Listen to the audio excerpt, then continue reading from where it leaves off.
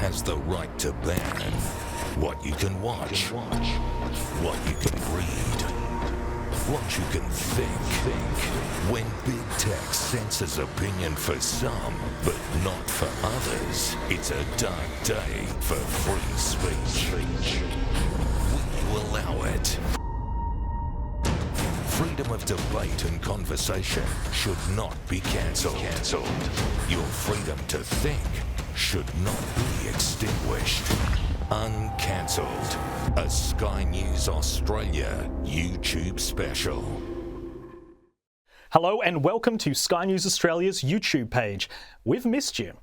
We've missed the 22.5 million people from around the world who watch our channel every month, including our friends here in Australia and those viewers in America, the UK, Canada, South Africa, India, Germany.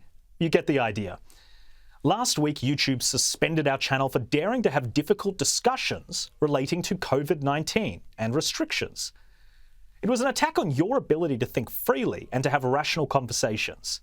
Even more disturbing is that other news organisations are publishing the same sort of content, but not facing suspension. More on that later. It is no secret that many commentators at this network are conservatives. And from my perspective, conservatives seem to be the only people ever to be locked out of the national conversation. YouTube might be great at writing code to siphon data from its users to be used for commercial gain, but tech geeks in Silicon Valley are not very well versed at nuancing difficult social issues. If we hand that responsibility over to a private company which operates with commercial interests, we trade away our ability to think critically. How countries handle lockdowns and enforce mandatory mask wearing is for us, the people, to decide, not a foreign tech behemoth attempting to control the conversation across borders. And by building your COVID misinformation policy around being in line with the World Health Organization, well, you've failed already. This is the organization which told us the virus was not airborne, that China was transparent in the early days of the pandemic, and it refused to declare an international pandemic despite having months of evidence that outbreaks were exploding internationally. Australia declared COVID-19 a pandemic on February 27, but the World Health Organization, it waited until March 12. What a disgrace. How many people died because that organization refused to say no to Chinese pressure? The World Health Organization failed to give us accurate data, and their checklist of mistakes is far too long to be given the power to sort fact from fiction. Here at Sky News Australia, we will keep being journalists and keep asking tough questions and having these difficult conversations, because that is both our right and our duty. What you have missed is a lot since we've been suspended. So today we've pulled together highlights from the best segments YouTube stopped you from seeing. That is, if they haven't already tinkered with the mighty YouTube algorithm to limit how many people see this. So wherever you are, sit back, grab some popcorn, and have a listen to the conversations Silicon Valley doesn't want you to hear.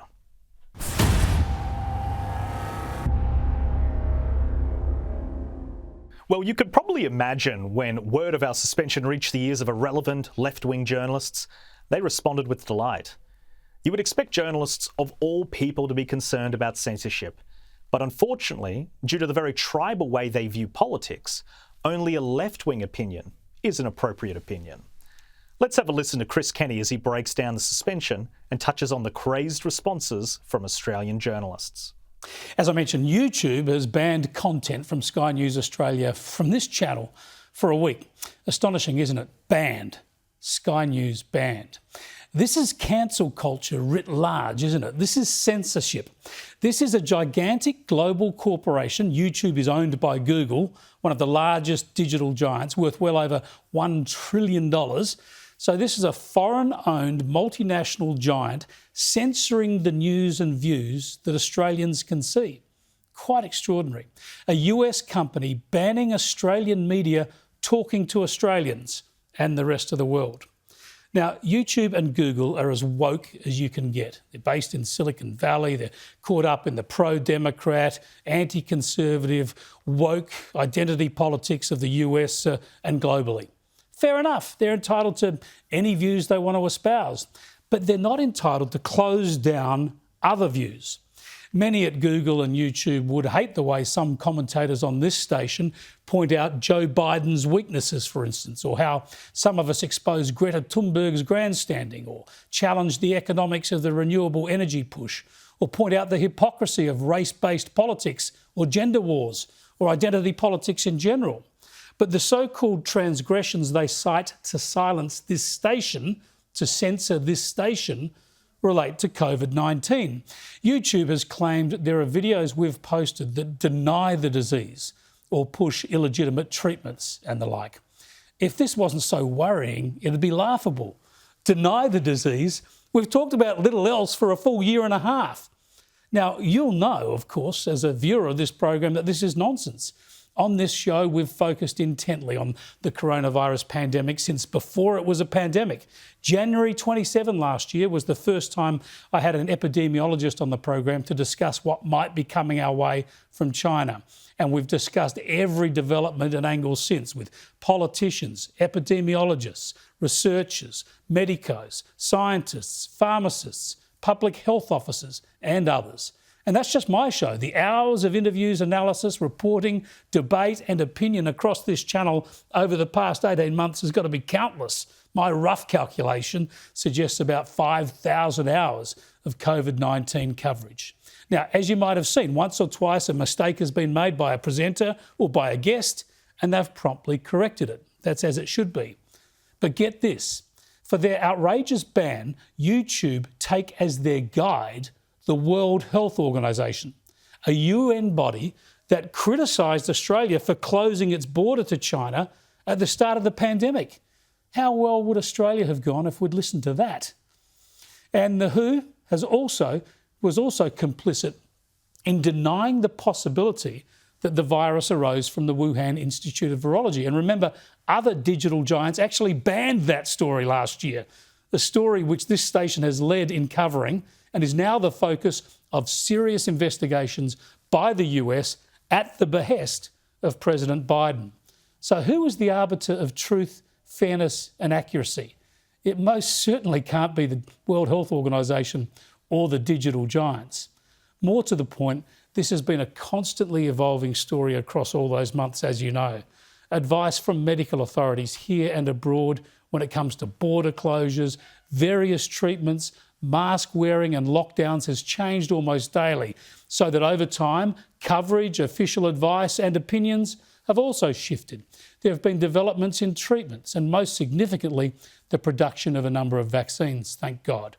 But the idea that this station has not been invested in open, thorough, diverse, informed and detailed coverage of this pandemic in myriad ways that you can deal with it, the medical debates, the policy debates, the vaccination options and the commitment to protect lives and get through this thing, well, it's not just insulting. It's so far removed from reality as to be a sick joke. And it's clearly cover for a broader agenda driven by digital activists who usually won't even put their name to their activism, who want to drive from the public square any conservative voices, any right-of-centre voices, any mainstream voices. And YouTube, as a foreign-owned multinational giant, has gone along with this and sought to cancel Australian voices sharing crucial information diligently and honestly and expressing open and frank opinions. YouTube has not cancelled the public broadcaster, the ABC, which has broadcast falsely alarmist predictions and fanned fears about the AstraZeneca vaccine, as I just showed you. They don't cancel Joe Biden for saying vaccines will stop you getting infected when that's not what they do. Instead, YouTube silences Sky News on spurious grounds because it's mainstream. This is a sad day for freedom of speech, and it shows how woke billionaire masters of America's digital giants can infringe upon the freedom of expression of people right around the world, including in our country. We should be very worried. Big Brother, as it turns out, is not some socialist authoritarian master. Big Brother amounts to a bunch of woke billionaires in T-shirts and sneakers imposing their millennial activism on the rest of the world.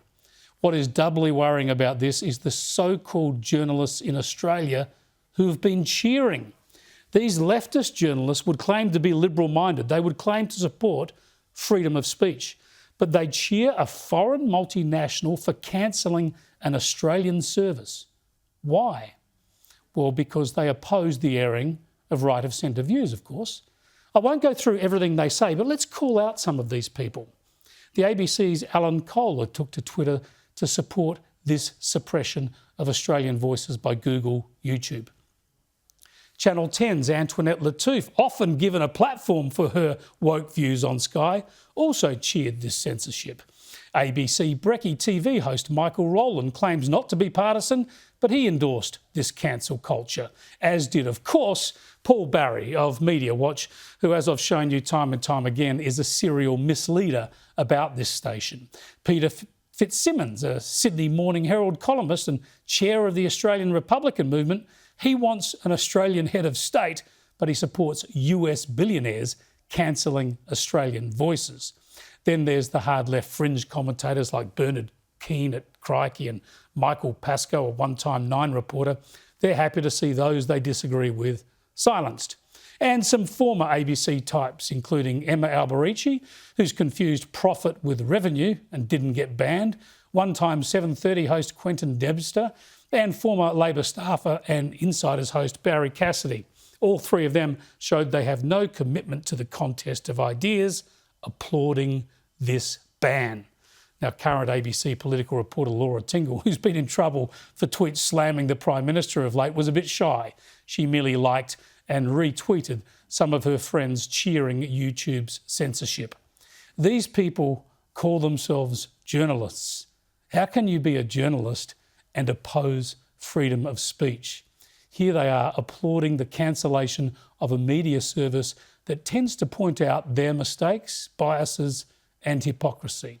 These people would ordinarily rail against an American multinational interfering in anything that happens in our country.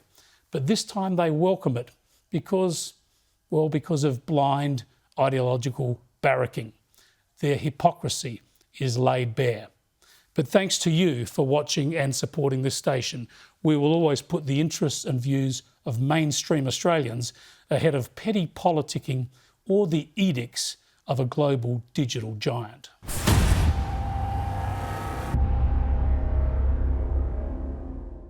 In another segment YouTube blocked you from seeing, Peter Credlin discusses how Conservatives are being targeted through their businesses and workplaces if they do not conform to mantras of politically correct ideology.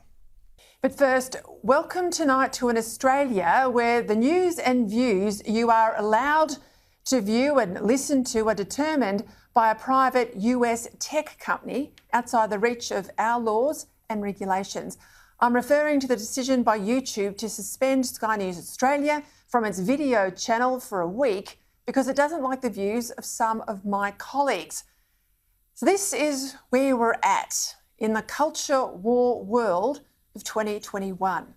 If YouTube or Facebook or Twitter, they're all no different. If they agree with what you put to air, on air you stay. But if not, then you're cancelled. And there's nothing you can do about it because this isn't a communications space regulated by communications law, but a private information highway that they can just shut down on a matter of whim. How do we get to this position where Silicon Valley is more powerful than Australian politicians and regulators based in Canberra? How do we get to a place where a foreign player determines what's up for debate in this country and what Australians are allowed to see and hear? Now, you know, there's a lot of different views on this network. This isn't the ABC. There's no groupthink on Sky News. We can and very often do disagree. As soon as I could, for example, I was fully vaccinated. I argue that it's the only way we have out of this lockdown hell, and I've spoken out hard against the anti-lockdown protesters this year, as I did against the Black Lives Matter protesters last June. To me, the fact that we have different opinions and views is one of the great strengths of Sky News. We argue for more debate in Australia, not less. We get people on that openly disagree with us. We want to air contrary and contrary views, invite opinions that we often disagree with, because we believe in the battle of ideas. Indeed, I believe we'd all be better off as Australians if we did this in our communities as well, but I understand so many out there don't feel that they can speak their mind. What holds them back? Well, it's the bitter backlash of political correctness and the fear of being targeted through their workplace or business or via their family. I don't know about you, but this isn't the Australia I grew up in.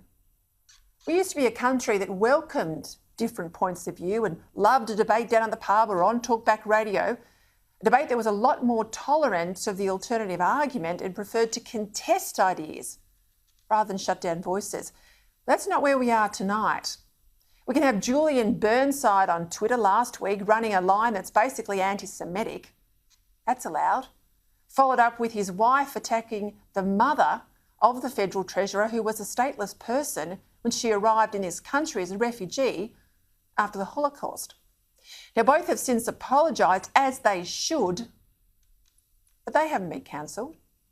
If you look at YouTube tonight, you'll find violent videos, imagery that grossly degrades women, illicit drug use, trafficking, abhorrent child sexual abuse. It's all there. But not a view that says we need to have a debate that's different about lockdowns in this country. Can't have that. Or a debate about masks. Can't have that either. I mean, it was only last year that we had health officials out there about masks saying they promoted a false sense of security. Don't wear them. But now they're mandatory. Should we expect all those old videos of Professor Brendan Murphy to be taken down and Murphy himself to be cancelled? If the rules of YouTube are to be applied consistently, well, that'd be on the table. But consistency is not what this is about. It's about dumbing down what you see and watch, the arguments you're allowed to witness and participate in, and what topics are sanitised as safe and what are now outlawed online. Right now, at least, you still have other options to watch this program and this channel tonight, but one day you may not. One day, the tech giants of the US or China or Russia might control all the platforms Australians can access. And what then? Too late to wish we'd fought for free speech then, isn't it? One of the privileges I had working for a Prime Minister was to stand amongst the dead in any number of our war cemeteries overseas, in Bomana, in Port Moresby, in Shrapnel Gully, in Gallipoli, Villers-Bretonneux in France. We used to be a country, put our lives on the line, not to impose our worldview on others, but to defend freedom. I often think myself, as I put this program together some days, would my grandfather, wounded in New Guinea, even recognise this country anymore? Do you recognise this country anymore? Some days I don't. Very sad to admit, I don't. But I'll be damned if I stay silent and let some unelected Silicon Valley billionaire call the shots in this country. If you believe in free speech and you want to stand by our country, I hope you feel the same too.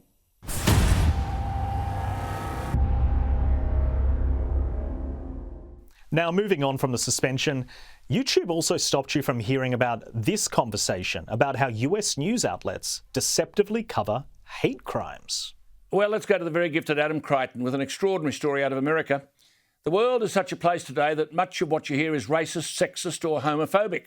And as Adam says, the use of those words has jumped about 500% between 2010 and 2019, according to a study published last month that tracks the 47 most widely read and watched news outlets in the US since 1970. Let's go to the gifted Adam Crichton.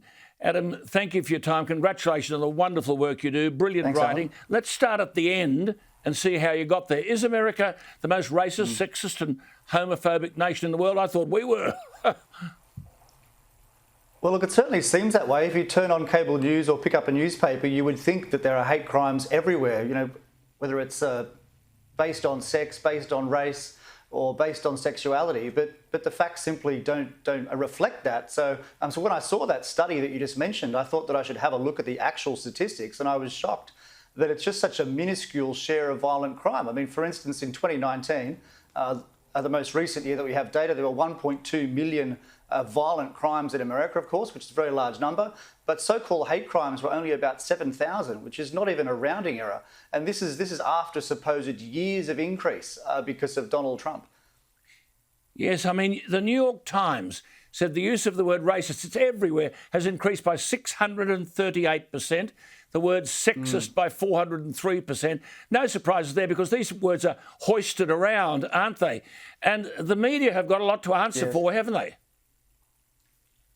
Yeah, look, it's really remarkable with those percentage increases because the bulk of the increases happened just in the past 4 or 5 years. So it's literally the same journalists are suddenly using these words much, much more. So it's a profound question as to why. I mean, is it ideology or is it a real change on the ground? And as we've discussed, it's not a real change on the ground. So it must be the ideology of the journalism profession. I mean, the New York Times screaming out swelling anti-Asian violence, who is being attacked where? And you put it beautifully. 23 million Asian Americans are at greater risk of being killed by a lightning strike over the course of their lives, twice as likely to be killed by a dog. Yes, look, I know that's right. I mean, the anti-Asian so-called hate crime spree is one of the big stories of the last 6 months. And again, there's something like 158 incidents in the entire country of 330 million people in 2019, which was an increase of 10 from the previous year, just 10. So it went from 148 to 158. Anyone that knows statistics knows that that is absolutely meaningless in the context of a country with 330 million people, and yet all the news articles are that there's a spree of anti-Asian hate crime.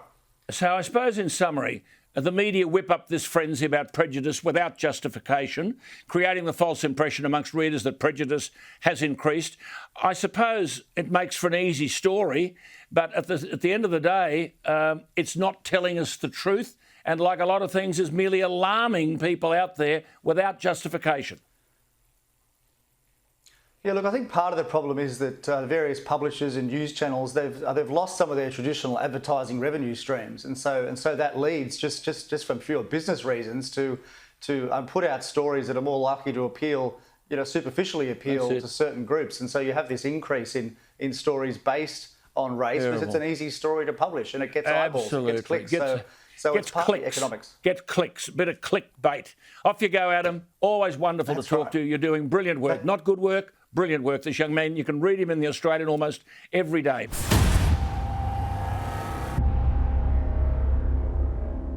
Now let's hear directly from Shari Markson, the woman who broke multiple stories proving that COVID-19 could very well have been made in a Wuhan lab. She's been censored at every turn, and the World Health Organization has been responsible for much of the misinformation. But that's not going to stop us from bringing you the truth. We still do not know how this virus even started. Now, if we don't know that, I don't know how we can stop the next one coming in the same way, and it could be much worse. There's more evidence now that this virus, in fact, did escape from a virus laboratory in Wuhan, China, which, what a coincidence, is exactly the city where this pandemic started.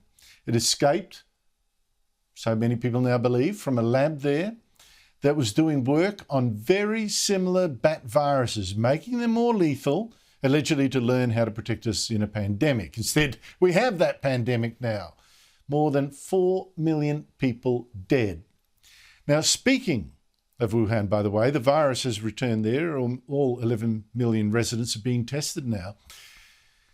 Now, there's been mounting evidence for some time that yes, this virus did come from the lab in Wuhan, even though a lot of the media, a lot of experts poo-pooed it when Donald Trump first was saying this too. As we've discussed before, that evidence includes the virus itself, perfectly adapted to attack humans. Look, came out of nowhere.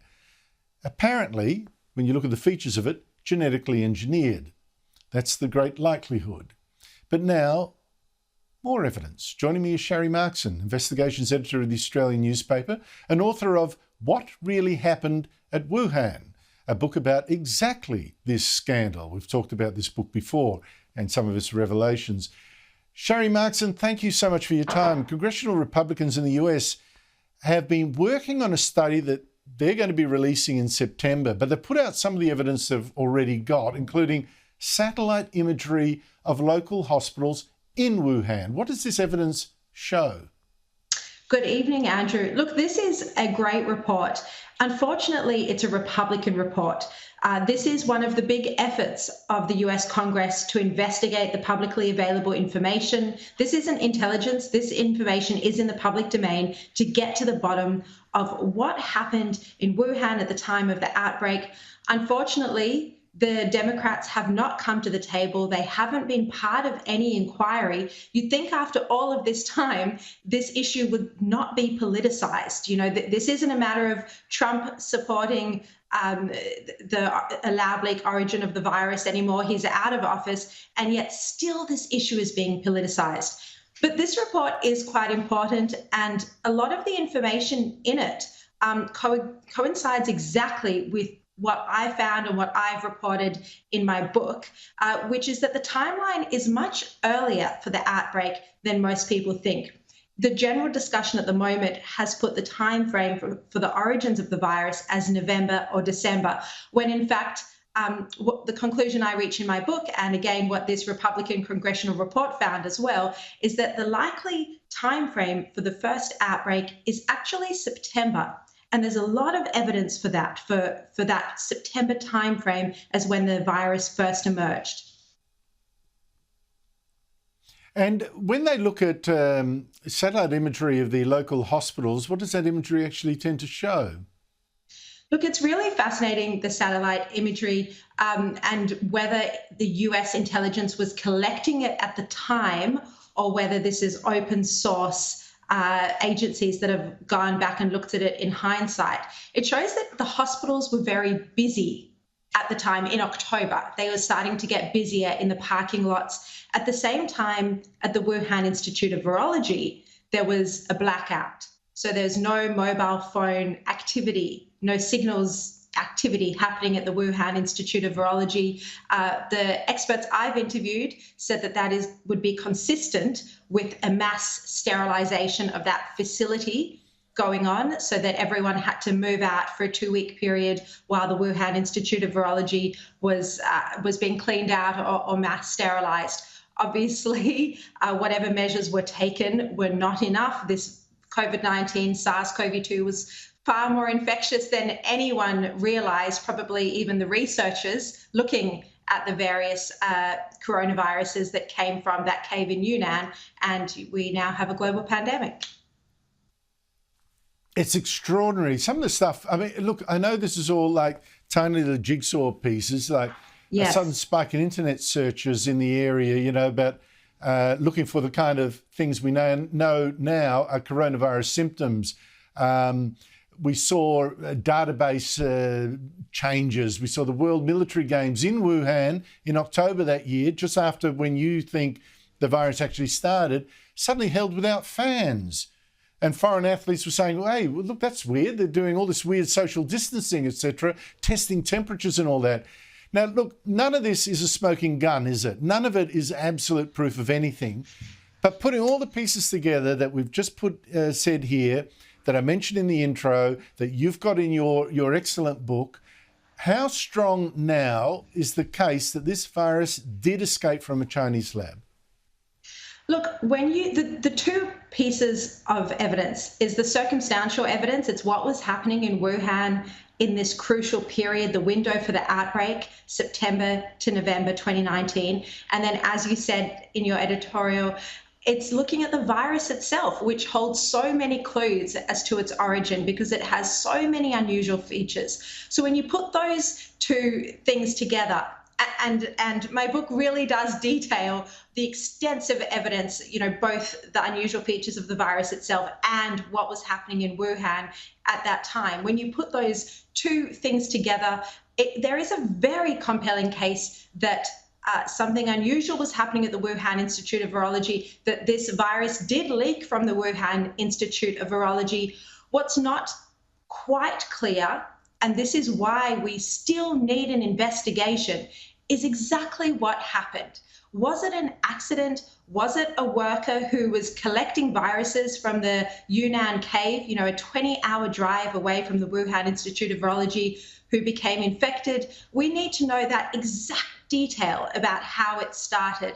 And that's why an investigation is so important. And Andrew, as we've said so many times, how can we sit here in August 2021 and there still hasn't been any credible investigation? It's mind-boggling. Nearly 4 million people have died, and there's been no proper investigation into this at all. We're just asking the World Health Organization to investigate, a body that denied the virus was contagious, that had a go at Australia and the US and New Zealand for imposing travel restrictions from China, a body that has been so utterly wrong in so much of its advice, whose first attempt at investigating this was a total farce.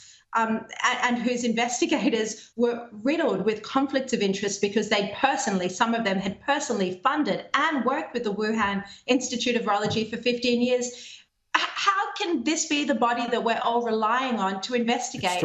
It's so disappointing. Disappointing isn't quite the word. It's just I couldn't find the it's word. A scandal. Agreed. I mean, this is a report. They produced the report, as you know, that said, oh, look, we don't actually think it did come from the lab. It might have come from frozen food imported into China, bizarre theories like that. So impossible to believe, that report, that the head of the World Health Organization on the very same day said, well, maybe this report needs to be redone, He couldn't even live with it. That's how bad it is. I mean, it's the whole thing. And yet still...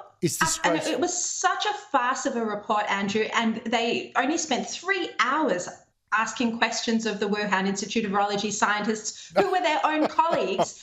But yet when you read any story in the Sydney Morning Herald or the Guardian or the ABC Online, they always say the World Health Organization said a lab leak was unlikely, when it is an utter farce of an investigation that, as you say, Dr. Tedros, on the day it was announced, said they didn't do a good enough job.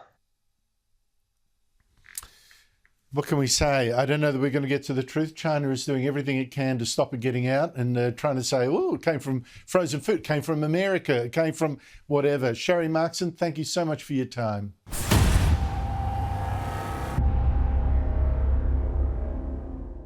Joe Biden's popularity is plummeting. And if we were allowed to show you this segment earlier, you would get an idea of just how much of an issue the big guy has with his dwindling support base. And there are some small problems for the woke team who expected to be running America for the next 12 years. 4 years of Swampy Joe, and then he'd hand it over to Queen Kamala, who would end up getting 2 more terms, and it'd be 12 years of Woketopia. Well, just about 6 months into the presidency of Swampy Joe, independent voters, well, they have turned their back on Joe Biden. Put simply, without them, the Democrat wouldn't be able to win re-election. To show you, the middle line of the graphic that I'm about to show you is independent voters. At the start of the Biden presidency, it has gone from 61% now down to 48%. That's the line in the middle. Kamala Harris is even worse in the polls right now, where her poll numbers are starting to tank. In fact, one of the least popular vice presidents in the best part of 60 years. Now, of course, her mates in the media say that this has nothing to do with her performance and everything to do with isms. And I've heard you speak about it because I'm not being solicitous, but you're always straight up about what you're doing. So here's Kamala. Well, let's see. What is different about her that we haven't seen before? What could it be? Oh, that's right. She's a woman and she's black. I almost forgot.